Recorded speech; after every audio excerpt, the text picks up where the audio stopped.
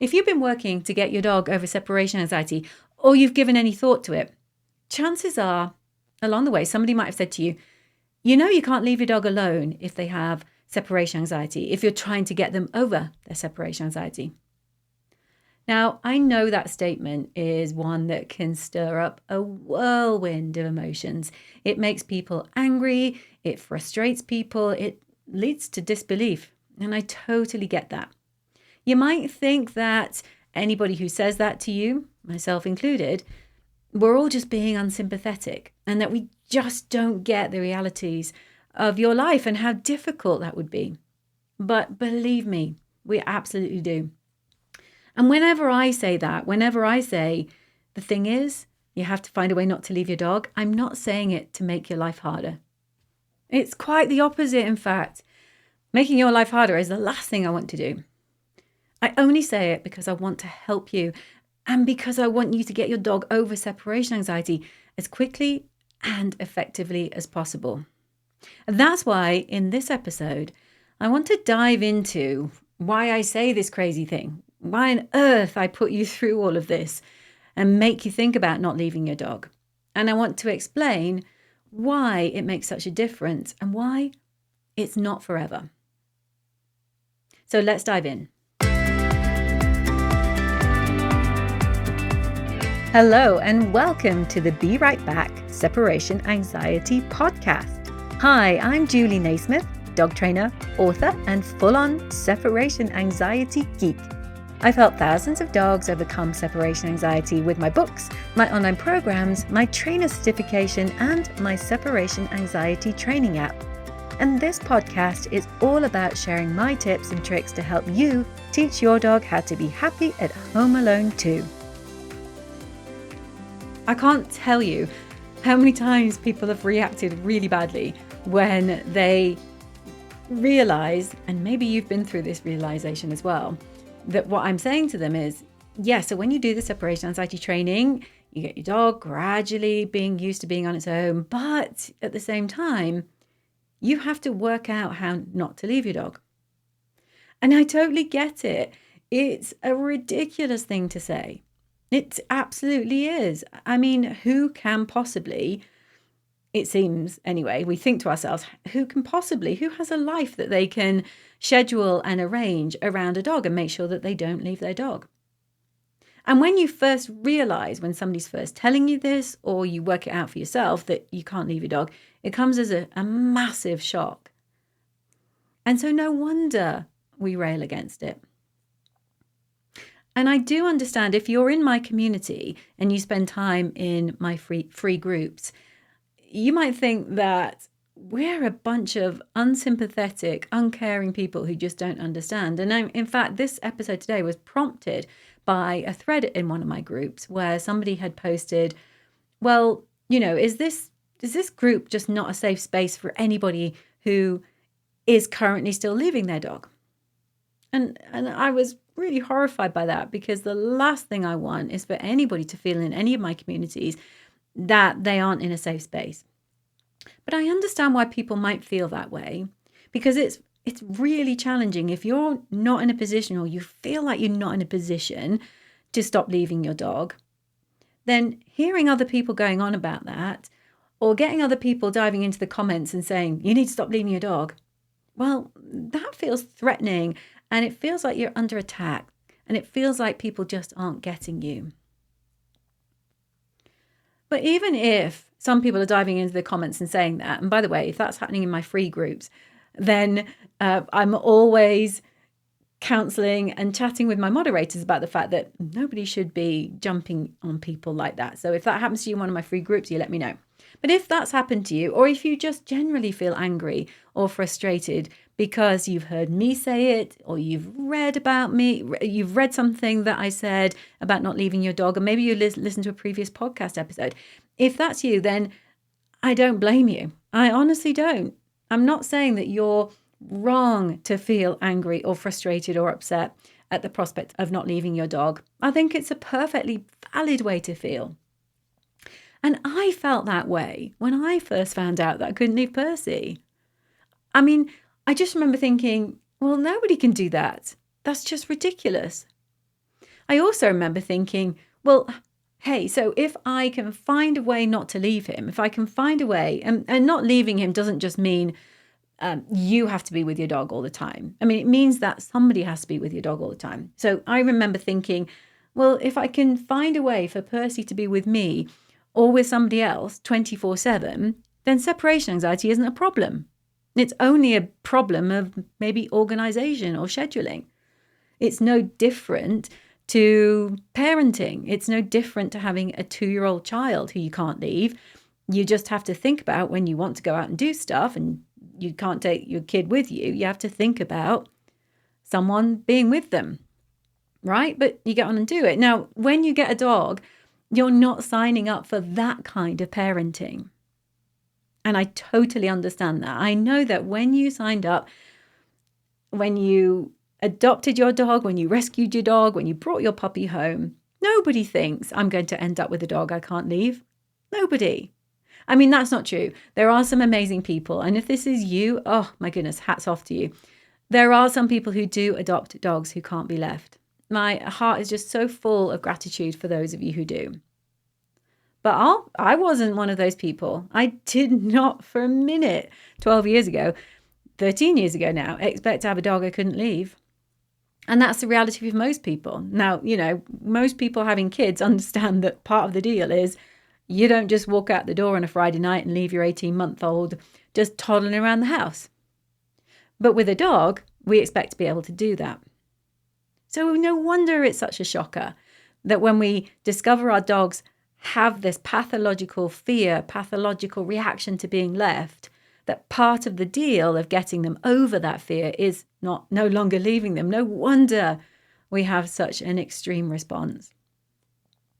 So I've been where you are, and I remember a kind of a curve, almost. I think it's called there is a concept called a change curve, and it reflects how we go through and how we respond to really difficult things that happen to us. And one of the first things that happens when we get news that's as bad and life-changing as you can't leave your dog is we do feel anger and frustration. And then we start to feel depressed. We start to feel really flat. We start to feel hopeless. And then, hopefully, if we're lucky and we're doing the right things and we're talking to the right people and we're getting the right support, then we start to see a glimmer of optimism creep in. But it's not immediate. So for a long time, we can stay in that state of anger, confusion, and depression. And you might still be there. And a big part of that initial reaction is grief. That might sound really weird. I'm just talking about finding out that you can't leave your dog. And so why am I talking about grief? Well, grief is feeling sadness at the loss of something. You might never have been able to leave your dog. And so you're not losing something you had. You've never been able to walk out the door freely. So you've not gone from a situation where one day you could leave Pepe and the next day you couldn't. Although that definitely happens with some dogs. So what you're grieving is the life with your dog that you could have had. The life with your dog that maybe you've had with other dogs in the past, the ones who didn't have separation anxiety. Maybe you're also grieving for the life that other people seem to have with their dogs and the life that you hoped to have with your dog.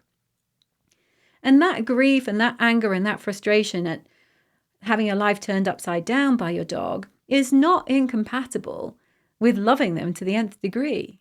I mean, you can love your dog more than anything on this planet and still be sad about the situation you find yourself in. Those two thoughts are not incompatible. And feeling depressed about the fact that you're trapped or that you don't know how to get your dog over separation anxiety doesn't mean to say you love your dog any less. In fact, sometimes the more we love our dogs, the more we place their emotions central in our decisions, sometimes the harder it gets. And by the way, I think we should be considering dogs' emotions. And I get that. And I get how hard that makes things for us. If we didn't care about our dogs, this would all be a lot easier. It really would. But you're here, you're listening to this because you really care about your dog. So I don't say find a way not to leave your dog just to be difficult. I really am looking for a way to make your life easier as quickly as possible. But let me help you, I hope, understand why I say this to you. And hopefully explaining to you why might just help it feel a little less frustrating. So first off, as a refresher, when we get dogs over separation anxiety, we're using a technique called gradual exposure. Now that technique is used for any fear. So separation anxiety is a fear of being left. But we use gradual exposure whenever we try to get any dog over any fear. And it comes from human phobia treatment. So it's the same approach we use for people who are frightened of heights or worried about going to the dentist. And I'll come on to my phobia of dentists in a second, because I've got a story to tell you about that directly relates into what we're talking about in this episode today. And gradual exposure is we actually do expose the subject, the dog or the human, to the thing that they're scared of. We don't allow them to avoid that thing. We don't allow them to run away from that thing. We do expose them, but it's so non-scary and non-threatening. The intensity of whatever they're frightened of is turned right down. So if somebody's frightened of heights, we start them with maybe, 5 foot off the ground, or not even. We don't get them scaling the Eiffel Tower in the first session. And hand in hand with that, we have to reduce and eliminate the amount of scary time that's going on. Because in your dog's brain, or in a human brain with a phobia, you've got an old association. So the person with a fear of heights thinks that ladders are petrifying, thinks that open stairwells are terrifying. So that's what they associate with anything to do with height. It's scary, it's petrifying, I can't do it. We're trying to create a new association in the person with the fear of heights that says, oh, open stairwells, no problem. I can stand on the 10th floor, look right down, and I'm fine. So it's a brand new association. It's different to the old one. And the challenge that we're faced with is that the old one doesn't go away. That old association of, I don't like climbing open stairs, remains there. But what we do when we work with gradual exposure treatment is we increase the weight of the new association. So the new association starts to take over. But because that old association has been there for a long time, it's very susceptible to kind of barging into the brain again and saying, whoa, forget the new association. That's ridiculous. You really are afraid of heights. I need to remind you. And it's often triggered by a scary experience, right? So that person who has a fear of heights has maybe worked up to walking up an open stairwell and got to the first floor and can look down from, say, the second floor. But for whatever reason, they decide to march right up to the 6th floor and look down, and it's way too triggering for them. So that old association comes back in and says, yeah, I told you, open stairwells, heights, anything to do with scaling up, anything to do with going higher, that is scary. I was right all along. So we have to remove that scary stimulus. And if you think about what happens with a human phobia, humans with a phobia, naturally avoid what they're scared of. In fact, dogs naturally avoid what they're scared of too. Dogs who are scared of vet visits will not walk themselves into the vet. They will not say to you one morning, not that they could say to us, but if they could talk, they wouldn't say, hey, do you know what I'd really like to do? I'd love to go to the vets today. Yeah, I know I'm petrified of the vets, but hey, let's just do it, right? Said no dog ever. And the same is true with humans. Humans avoid the things that scare them. So the person with the fear of heights isn't scaling the Eiffel Tower. The person who doesn't like insects isn't walking into a room full of them. The person who hates flying will do everything they can to avoid flying. People with extreme phobias of flying never get on planes. So people with a fear of something naturally avoid it.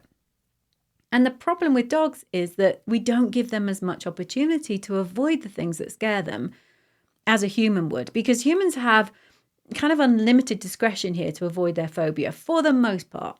Now, some people are forced to fly, maybe because of work. Some people who hate public speaking occasionally have to do public speaking. But for the most part, people with phobias are opting out of exposure to that phobia. I mean, too much, actually. One of the problems with phobias is that people get so good at avoiding and escaping that the fear gets more and more and more and more and more entrenched. That's why we always say with dogs that if you're not training for a while, it's always good to keep them slightly in the game with some really simple training exercises, separation anxiety training, because too much avoidance isn't helpful either. So humans are really good at avoiding the things that scare them. They do it naturally, but dogs don't get that choice. And that's why gradual exposure therapy for a patient with a fear of flying or the fear of heights goes hand in hand with them not exposing full-blown intensity of the thing that scares them, because they're not exposing themselves to it.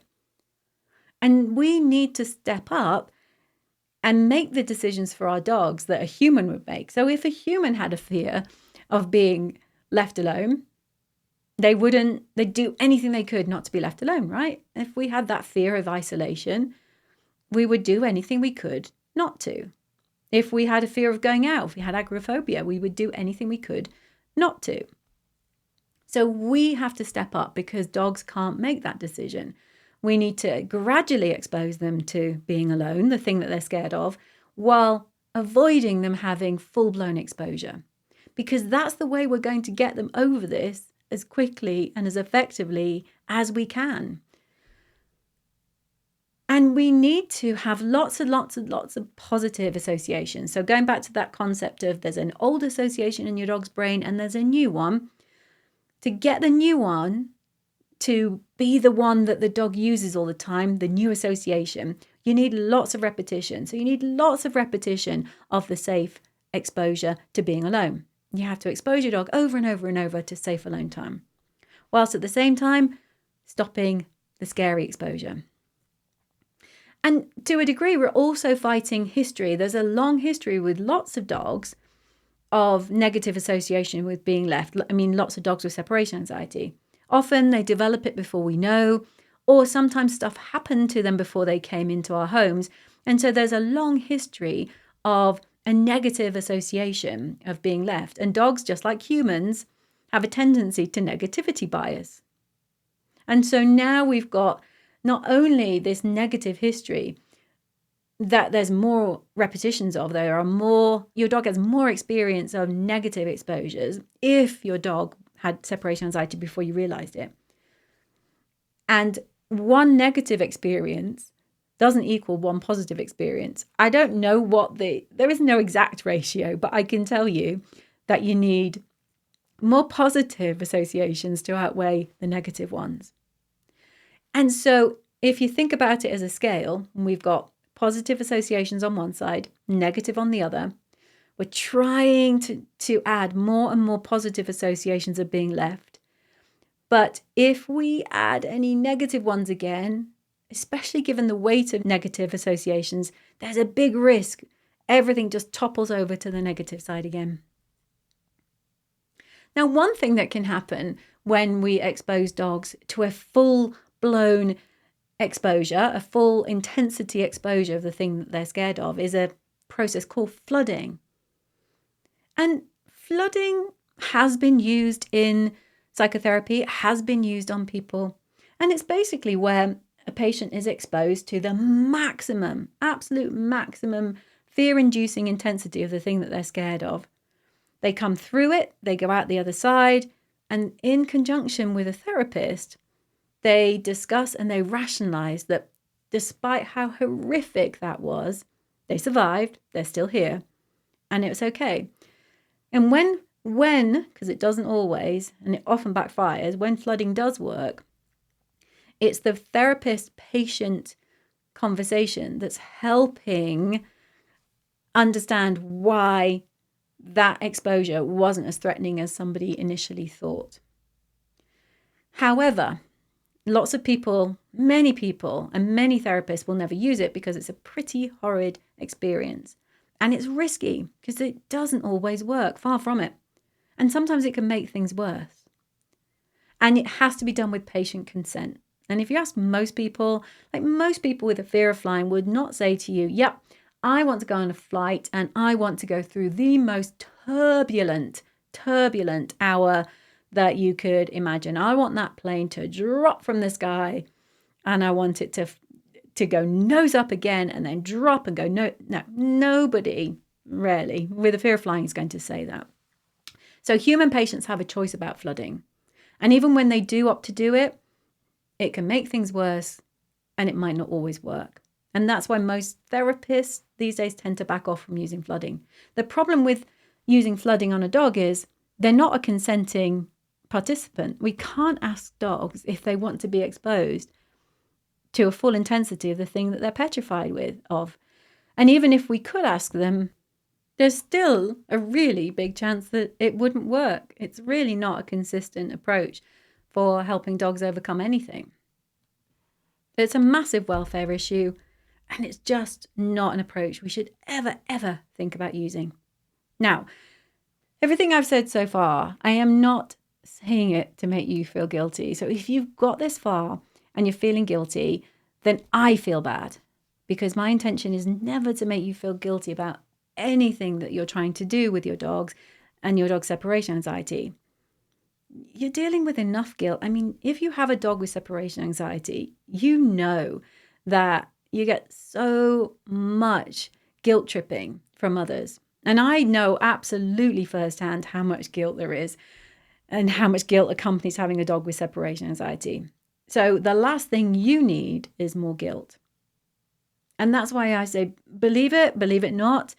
Everything I'm saying in this episode is because I want to make your life easier, not harder, because I want you to feel better.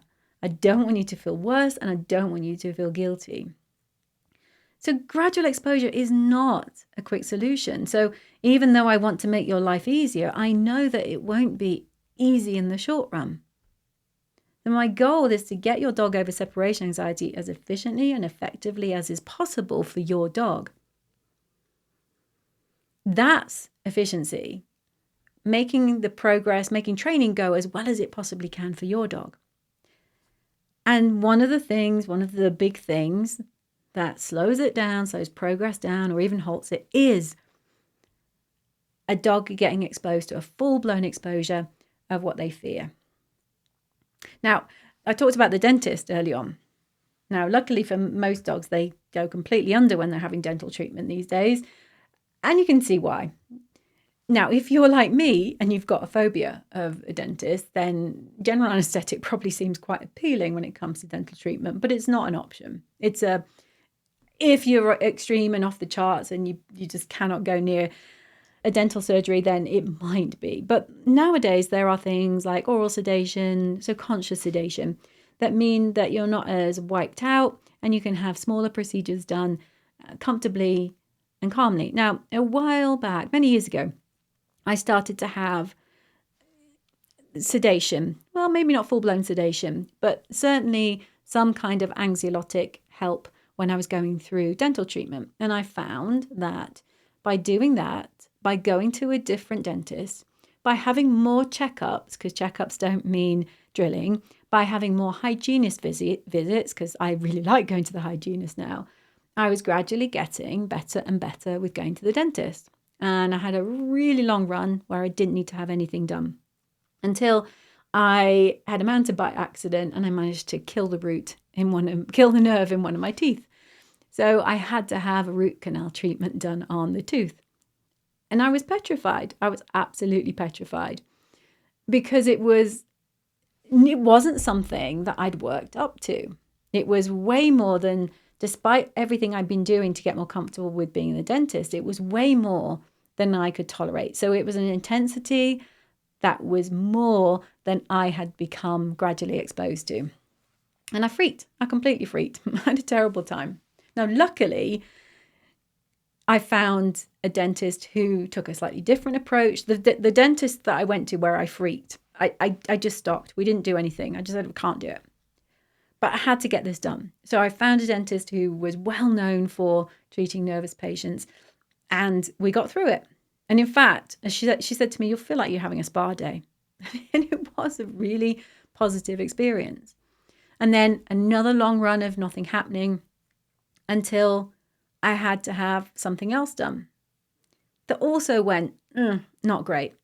I couldn't get numb. I was anxious. The more anxious I got, the more numb I got. And it just got worse and worse and worse. It turns out that even though I'm getting better and better, I still needed a little bit of sedation. Taking some, a tablet half an hour before, that kind of sedation, not knock me out general anesthetic. And I didn't have that. So the intensity was too much. If you've ever dived into thinking about whether you should give your dogs medication for home alone anxiety, one of the things that medication does is it changes the intensity of the scary thing, right? Because it changes the intensity of your dog's response. So it turns out that I still wasn't ready to go completely without sedation. So I still needed a little bit, but I had a treatment without it. And I absolutely freaked. And so then I didn't know what to do because now I am petrified. I feel like everything that I've gone through, over the years of getting better and better and better at being at the dentist was completely undone. And that's an example of what happens when you are getting over a phobia, but you experience an intensity that's way too high. It just takes you back. That old association kicks in. The negativity bias is there. And your little brain is going, yeah, see, I told you. In my case, dentists are scary. Dental treatment is bad. And it was so loud, so much louder than the calm voice that had been saying to me in the last few years, yeah, it's not so bad, is it? So I just wanted to share that example with you. And you might, if you've got a phobia, you might have had something like that where you have an experience that is so triggering that anything you were doing to gradually get over your fear seems lost. Now, I'm going to give you some hope because if you're thinking, yeah, but if my dog has one bad experience, is that it? I am now, as it were, back in the saddle. The good news is that very often that once the learning is there, so I still have this learning that actually being in the dental chair isn't so bad. It's just that I had one bad experience again and it kind of buried that new learning. But the new learning is coming back. I'm having more positive experiences again. And I'm getting back to where I was before I had that full-blown exposure. So I don't want you to panic and go, oh no, so one bad experience and my dog's going to... No. As I always say to people, when their dog seems to regress, that new learning is always there. But what we don't want is to keep having those overexposure moments because look what happens. Okay, back to dogs and enough of dentists. Can you see why I'm saying this now? I'm not saying it to be difficult. I'm not saying it because it's stupid. I'm saying it to help you. And if you want to rail about it, if you want to say it's stupid, if you want to throw something at the podcast, well, you know what I mean. Then I totally understand. But I do, once you've done that, once you've been angry with me or whoever's telling you, I do need you to dig deep. And I need you to see how you can do this. There are lots of people who were in your situation. If you're in the I can't possibly do this situation right now, just know that there are so many people who thought the same too. I thought the same too. I thought I could never find a way to manage absences. Lots of people say the same, but they do. They dig deep and they do what they can. All I ever ask of you is just do what you can. And that could mean next week, just find 1 hour. Just find somebody to have your dog for 1 hour next week. Because that will be 1 hour less of exposure than your dog's currently getting. I know that some people go cold turkey on this and they'll say, right, okay, I get it. And they turn their lives upside down and they miraculously find ways not to leave their dog. But for lots of other people, it's more of a process. And if that's you and you're not a cold turkey kind, then it's okay to say, okay, next week I'll try for an hour. And then maybe the following week I'll see if I can find someone to have them for half a day. And then maybe it's a day. And if you can't afford daycare or a pet sitter, or if you live somewhere where there aren't those options, then make sure that you're making the most of local Facebook groups, of Nextdoor. Make sure you're making the most of My Free Group, where you can look for people in a similar situation to you. Trade time. If you know somebody who's got kids, maybe you could babysit, maybe they could dog sit in return. Call in all those favors. It doesn't have to be one streamlined solution. In fact, for lots of people, it's often a real patchwork of such and such. So-and-so will have them on Tuesday afternoon and then on Monday morning and so on. So it doesn't have to be daycare 5 days a week. Often we're patching together a solution, and that's okay too. So if you've made it to the end of this podcast episode without getting ridiculously angry with me, then I'm so grateful. I really am rooting for you and your dog. I just want this to go as well as it possibly can. And do know that it's okay to feel like this is ridiculous, but it's also okay just to dig in and see what you can do. So thanks for listening. I do know you've got lots of options when it comes to podcasts, so I appreciate you taking the time. I'll catch you on the next one. Bye for now. Thank you so much for listening to this episode of the Be Right Back Separation Anxiety Podcast. If you want to find out more about how I can help you further, head over to julienaismith.com. Meanwhile, if you enjoyed listening today, I would love it if you would head over to wherever you listen to your podcasts and consider rating my show. Thanks so much. Good luck with that training, and bye for now.